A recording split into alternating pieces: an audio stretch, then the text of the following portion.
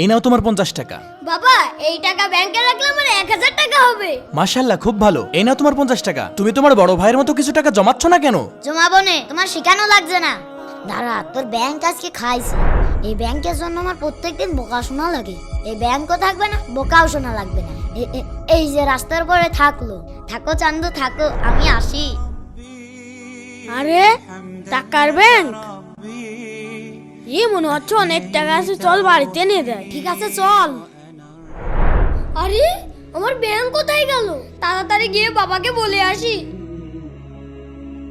তাড়াতাড়ি ব্যাংকটা ভেঙে দেখ তো কয় টাকা আছে। না না, আমার মনে আছে ব্যাংকটা অর্ধেক ভরা। ব্যাংকটা সম্পূর্ণ ভরে তারপরে ভাঙবো। আব্দুল্লাহ, আব্দুর রহমান, চল খেলা করতে যাই। কিরে বন্ধু, তোর মন খারাপ কেন? বন্ধু, আমার শখের ব্যাংকটা হারিয়ে গিয়েছে। দেখ তো, এইটা নাকি তোর? হ্যাঁ, এটাই তোমার ব্যাংক। কিন্তু বন্ধু, তুই যখন পেয়েছিস তুই এটা রেখে দে। না না, এটা তোর ব্যাংক, তুই রেখে দে। ধন্যবাদ বন্ধু।